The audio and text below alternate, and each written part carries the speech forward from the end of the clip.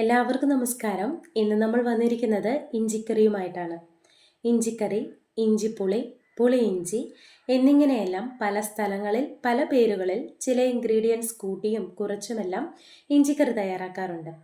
ഊണിനൊപ്പമോ സദ്യക്കൊപ്പമോ ചോറിനൊരു നല്ല സൈഡ് ഡിഷാണ് ഇഞ്ചിക്കറി.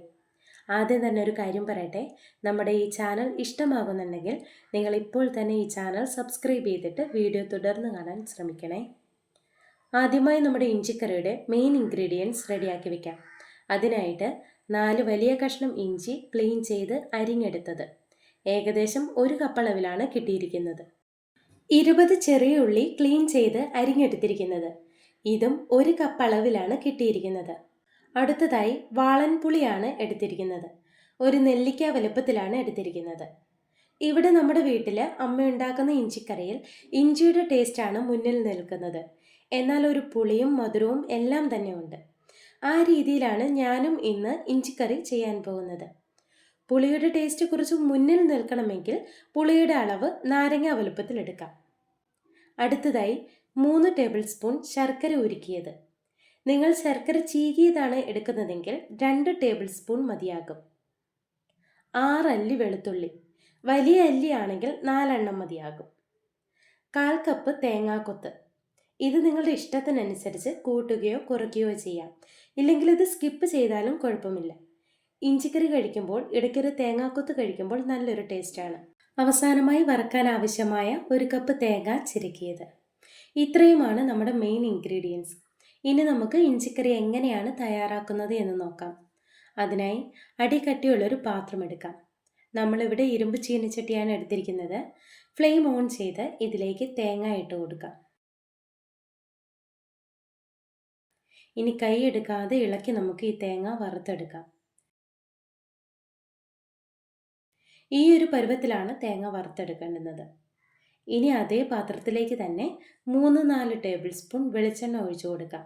ഇനി ഇതിലേക്ക് എക്സ്ട്രാ വെളിച്ചെണ്ണയൊന്നും നമ്മൾ ഒഴിച്ചു കൊടുക്കുന്നില്ല. ഇതേ എണ്ണയിൽ തന്നെയാണ് അവസാനം വരെ നമ്മൾ കറിയാക്കി എടുക്കുന്നത്. ചൂടായ എണ്ണയിലേക്ക് ആദ്യം ഇഞ്ചി ഇട്ട് കൊടുത്ത് വറുത്തെടുക്കാം.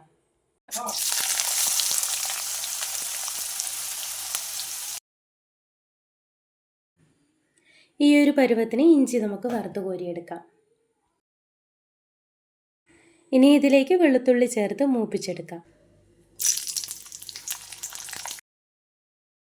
വെളുത്തുള്ളി ഒന്ന് മൂത്ത് വരുമ്പോൾ നമുക്കത് കോരി മാറ്റി വയ്ക്കാം.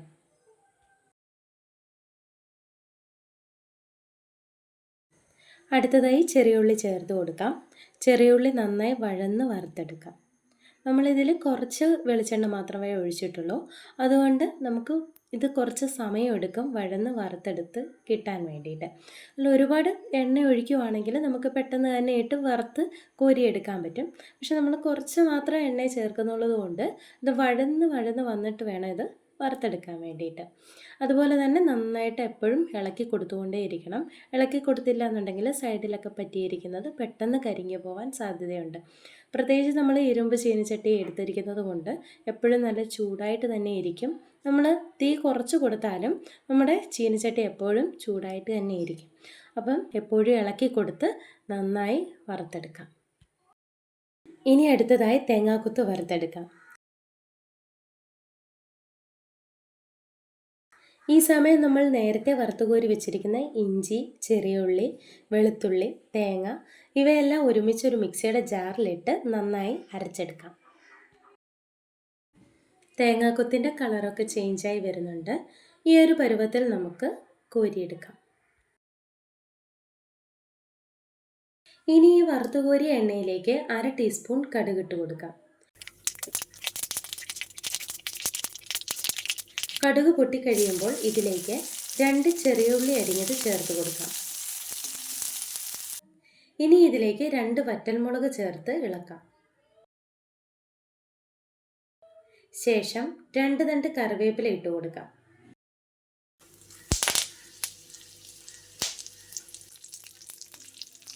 ഇനി നമുക്ക് പൊടികൾ ചേർത്ത് കൊടുക്കാം.